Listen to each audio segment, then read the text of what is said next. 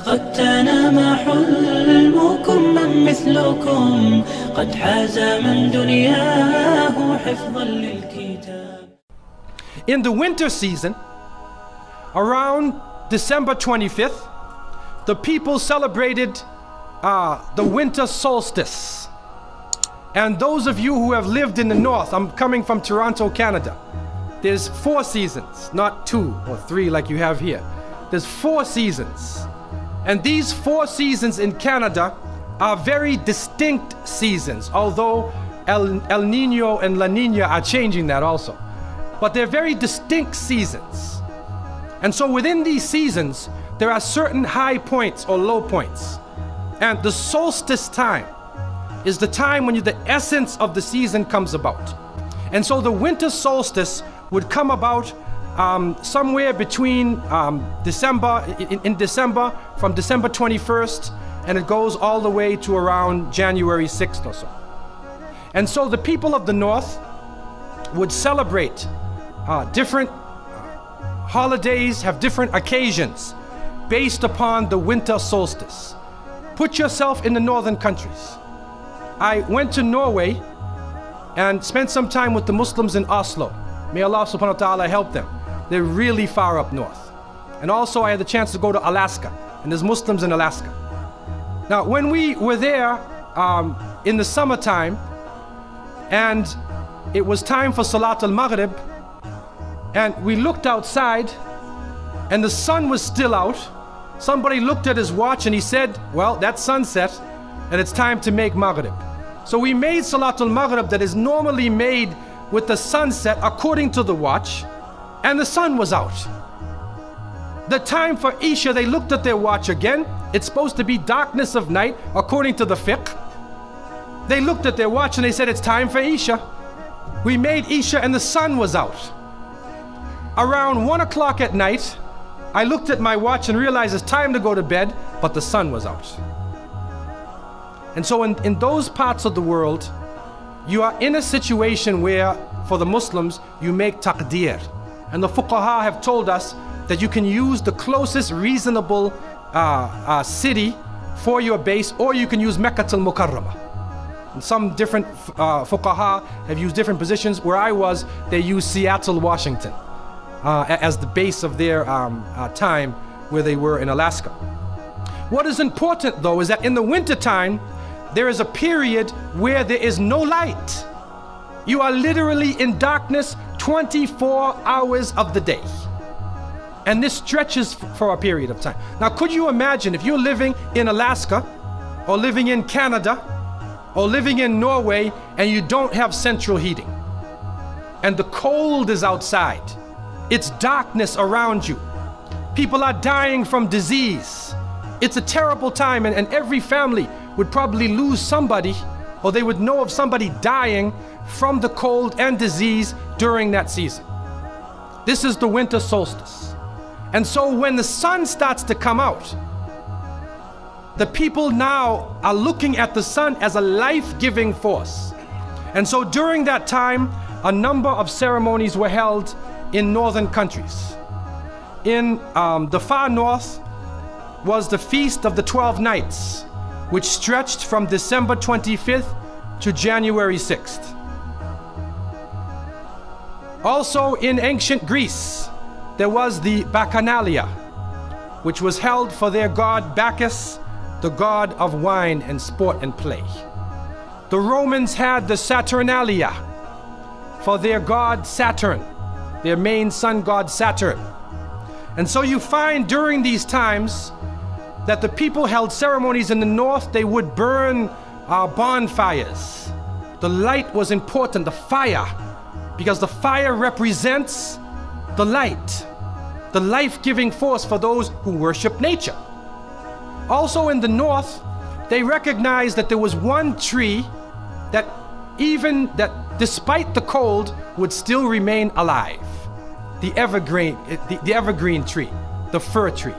And so in some cases they would take this fir tree, believing that there was powers of life within the tree, and they would put it in their homes, set it there and put a light on the top of it, or burn them in the front, or they would make mistletoes and put them over their doorways, a type of what we would call ta'weez or tamima. It is an amulet.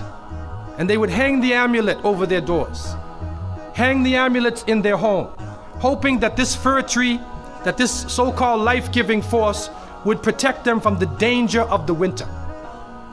And so their ceremonies developed around this. And this went on for hundreds of years. We also find in the ancient northern countries, we find the Druids and the Druids of the north. And they carried out special ceremonies surrounding the mistletoe and surrounding the fir tree and the beliefs, and they would meet within circular areas. And they had a secretive cult that spread throughout the far northern countries. One of the interesting individuals, and you can look this up if you can find it in the dictionaries or encyclopedias, is a man called Mithra or Mithras. This is a very mysterious character. And when you look at history, you find that this individual called Mithra was born on December 25th. His day of the week was the 7th day of the week, that we still call Sunday. He was supposed to be the son of the sun god himself, and they had a special sacrament made up of bread and wine, and they would make this drink during this time, and supposedly he died for the sins of the people. Sounds familiar, doesn't it? But when you try to find Mithra or Mithras in the encyclopedias, they, through state intervention, erased the name. Why is this? That is because after the time of Jesus, Isa alayhi salam, when his followers, when the message began to spread, and they went north, and you'll see within historical writings that Barnabas, one of his disciples, met a man named Saul or Paul, who later called himself Paul. Paul said he saw Jesus on the Damascus road. And he went to the disciples, but the disciples turned against Paul. Only Barnabas stayed with him. But when Paul and Barnabas went into Greece, Barnabas left him. Now, what is the reason why they all left him? What are the concepts coming through Paul? Many people say, well, they left him because he was Saul before and he used to torture the early followers of Isa alayhi salam. But also you can see, and if you look at present day Christianity, that most of the concepts of the Trinity, of the blood sacrifice, the original sin, and most of the concepts which relate to more than one God are coming through Paul. The preachers are quoting Paul sometime more than Jesus during their sermons. And so Barnabas left Paul. And somewhere in the early days, in Rome or Greece, somewhere in that area, those missionaries who were teaching the teachings of Jesus, Isa alayhi salam, met with this force coming from the north. And so you will see in ancient Roman history that in some cases the Roman emperor would go out to the Colosseum and the gladiators would be fighting each other and everybody's cheering for the gladiators. Sounds like one of our football games. They would go to the Colosseum, right? And the gladiators would fight. And then if one of the gladiators was down, and they would look at the emperor, should I kill him or not? And if he wanted to kill him, he would say, he would go like that. Right? You know, that sign down. If he said keep him alive, he goes like this. You know how we use it today? Yes. Okay? He gives that sign. Okay? One of the terrible things happening during these rituals at the Colosseum is that they would bring the Christians out, literally men, women, and children, and feed them to hungry animals. They would take a hyena or a wolf or a lion and get it hungry and crazy and beat it and throw raw meat at it and then send it out on the people, and they would literally cheer and watch as the animal ripped the bodies apart. This is a terrible culture. Tear the bodies apart. And so somewhere along the line, somebody who couldn't take the torture, who felt that maybe we can win these people over, made a compromise. And you start to see changes going on from the early part of the Christian era in Southern Europe, where the major ceremonies held by the nature worshiping people are combined with Christian names and Christian ceremonies, and therefore what comes forth to us is a mixture with the two streams coming together, where you get a monotheistic name or a monotheistic character with a pagan ceremony. And so the mixture of this together is what is giving us the present day holidays that we see. Number one, we understand that Isa alayhi salam, according to the different reports of the different scholars in many religions, he was not born in the cold weather. History shows us that he was born during the warm weather.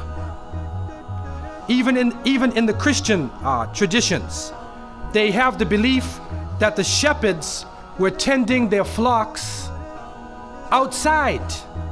And in Palestine, you cannot keep your flocks outside.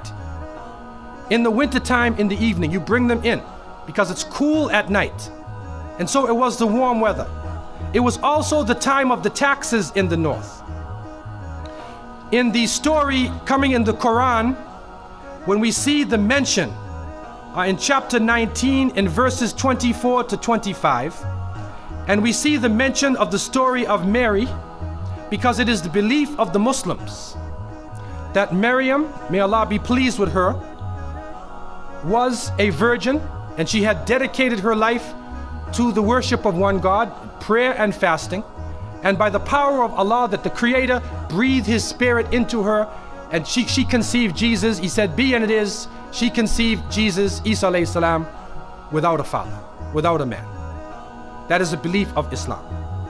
It is also a belief that when she felt the pain of the pregnancy, that the angel came to her and told her to go outside of the city. She went outside of the city to a remote area, and there she found a palm tree, and she found water. And it was speaking about rutub janniya. It was speaking about a type of rutub, or a type of dates. And those who know, who have lived in the desert area, know that when the dates become ripe, when you start to see the color of the dates change, because dates are not brown, you know. Dates are originally red and they're yellow, they're other colors, but they turn the brown. It's at the height of the heat that the dates become ripe. And so it's at that time that she gave birth to Isa alayhi salam. So from different points of view, different historical points of view in different religions, we understand that Isa alayhi salam was not born during the winter season. He was born in the warm weather. So who was it that was born in the winter season? What is that? Who is that character now? Let us become detectives and try to find out the answer to this problem. Number one, you have to understand this concept of Saturn, the concept of Bacchus. When they are portrayed by the different artists who drew pictures of them, or the sculptures, they're usually portrayed as a heavy-set man with a white beard. And when in the Sistine Chapel, Michelangelo drew his picture, you could see the long flowing beard, and there are actually pictures of this man on a sled being drawn by snakes with wings. Snakes with wings. Snakes do not normally fly. But in this case, the snakes have wings, and the heavy-set man is on his sled being drawn by these flying animals. Sound familiar to you now, doesn't it? He's being drawn by the flying animals. He's performing miracles. He's coming out on December 25th, which is not the birthday of Isa alayhi salam, has nothing to do with Christianity. It is the time of the Bacchanalia and the Saturnalia, and he is representing riotous fun, drunken reverie. And so what happens on Christmas, the Christmas season, especially in America, people today are not even thinking about Isa alayhi salam. They're not even thinking about Jesus. They're looking how they can get drunk. On Christmas, what is going on? In the Caribbean and many parts, if they offer you a Christmas pudding or Christmas pie or Christmas drink, watch out. because it's probably laced with rum or wine. That's the spirit of the season. Now, this riotous occasion that was going on went so far that the Christian church banned it. And the Church of England, according to historical sources, actually banned it all the way to 1647. It was prohibited in England to celebrate Christmas because they saw Christmas as being a pagan holiday. This is an official position taken by the Christian church, the Church of England, who were known at that time as Puritans. What happened was an individual was superimposed. A name was superimposed. We hear about the name of Saint Nicholas. Saint Nicholas. Now, according to some historical reports, Saint Nicholas was a Christian bishop who lived in the 4th century in Asia Minor, which is now known as Turkey. He was a very thin man, very austere. He used to spend his time in prayer and fasting, and he loved children. And he spent his time dealing with children. And because of this now, his name, some believe, was imposed upon that day, and Saint Nicholas or Saint Nick comes into that position as being the main man of the day. There's another concept which is even deeper than that. And that is that Saint Nicholas himself is actually coming from the ancient writings of Beowulf. And in these writings, which are done in the Scandinavian region, we find the name Nick or Nickel or Nicker. He was known as a demon, the demon of the north. He was known as the evil spirit of the north, the name of Odin, the evil principle. And so in Germany and in many of the northern countries, the people actually looked upon this so-called Saint Nick as being an evil force, and they would tell their children in the wintertime, don't go outside, because if you do, Nicholas will come along, Nickel will come along, he'll capture you, put you in his bag, and take you away. And so they used it as a negative concept. In Isaiah, in what is left of the Bible, in chapter 4, in 14:13, the devil is known as the prince of darkness. And it is an understanding that his throne, the seat of his power, is in the north. Somewhere in the north is the seat of power of this evil. And so the Germans also, when they depicted this Nicholas, or this Pelsnickel, as they would say, Pelsnickel in German, it means a furry devil. When they depicted him, they depicted him as a man with red fur. He had red fur coat. And his base was in the north, and he was the essence of evil.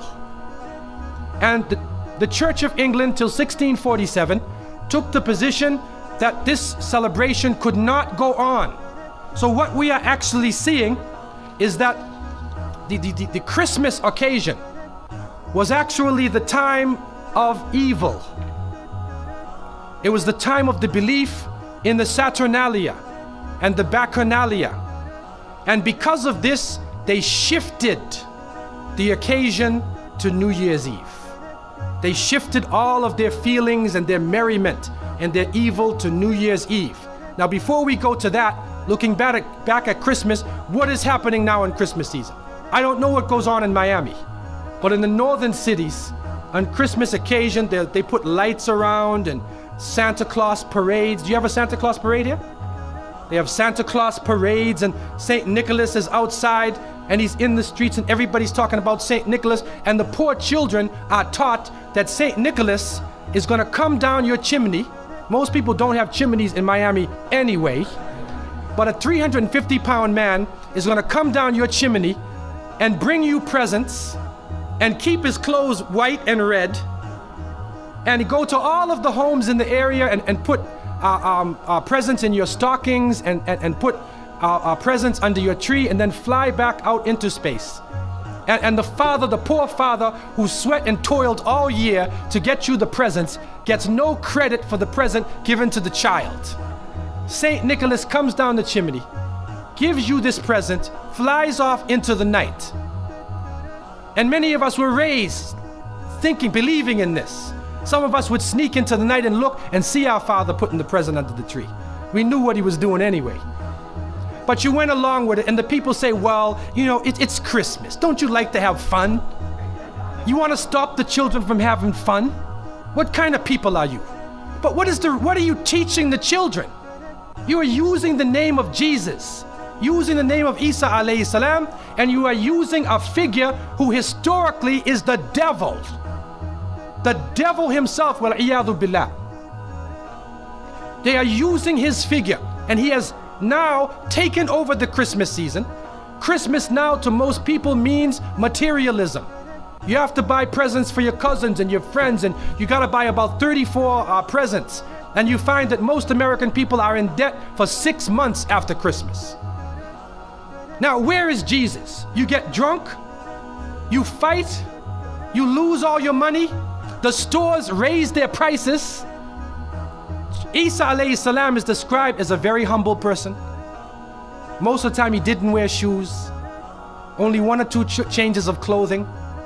A very simple person, eating very simple food, fasting most of the time.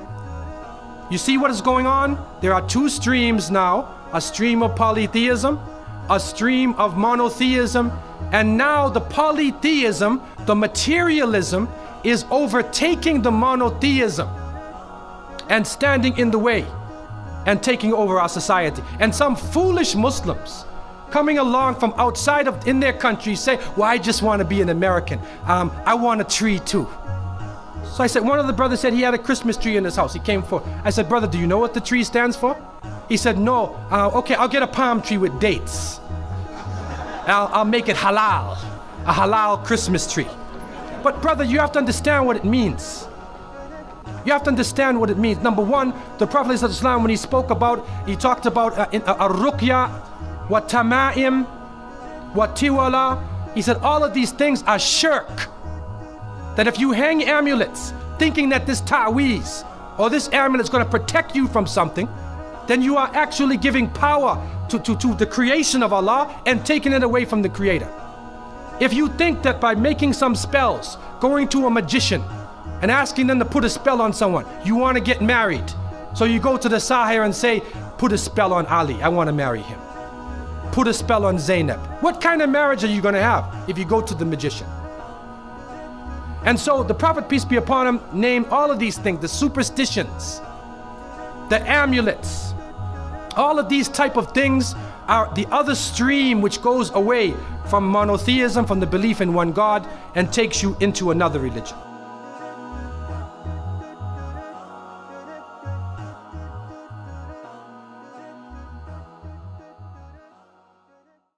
هبت نفحات أنسية فشد البلبل ألف تحية وبدا البدر الليلة شوقا يلقي الأنوار الذهبية.